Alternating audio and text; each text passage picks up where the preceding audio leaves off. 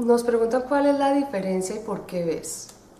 Parte del por qué ves, porque una cultura de pensamiento ves, es que si entendemos que ves es una vida equilibrada, el equilibrio en sí mismo ya considera diferentes perspectivas. El equilibrio en sí mismo ya considera que hay un balance físico, emocional, espiritual, intelectual. Y si nos vamos directamente al balance intelectual, entonces ya el equilibrio en sí mismo considera que el balance intelectual no es solamente una mirada. El balance intelectual debe sí o sí considerar diferentes perspectivas.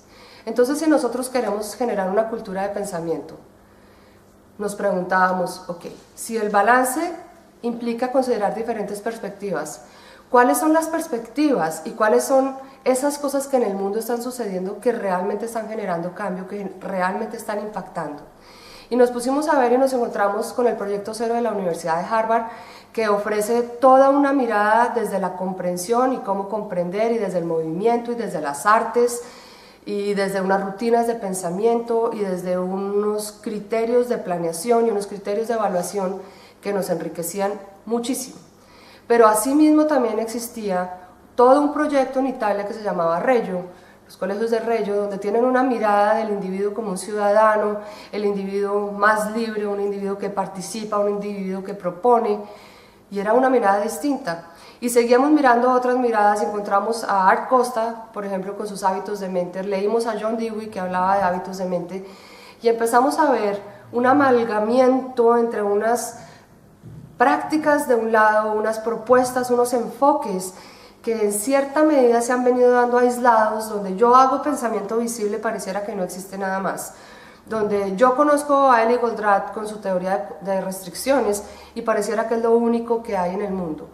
Y entonces en el equipo VES y en la mirada cuando estábamos creando VES, era una mirada ecléctica, era una mirada de si tenemos un objetivo claro de lo que queremos formar en los individuos, incluyéndonos a nosotros como primer individuo que hay que formar, cuáles son todas esas corrientes, esos enfoques, esas fuerzas que me ayudan realmente a que esto se dé completo. Y entonces, ¿qué es VES? VES es una mirada ecléctica de lo que funciona. Es una mirada que busca, ¿y qué es lo que está pasando con los neurólogos, los psicólogos? ¿Qué nos dicen?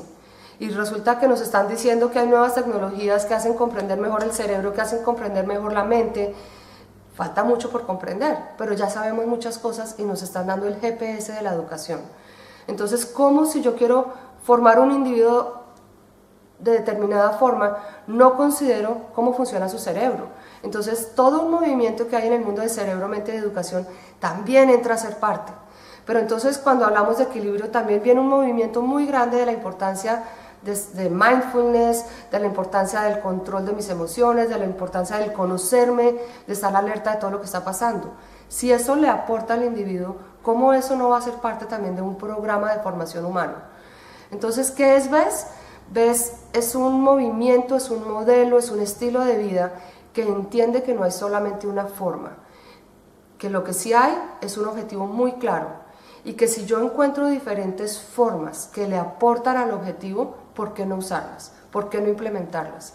Que entiende que hay diferentes formas de llegar al objetivo y que algunos arrancarán por aquí y otros arrancarán por allá, pero que a la hora del té lo que estamos construyendo es un individuo que sea balanceado, que tenga un propósito y que sea sabio en sus acciones para que aporte valor, para que añada valor a sí mismo y al otro. Entonces eso es VES, una mirada ecléctica que usa un GPS de la educación uniendo diferentes enfoques.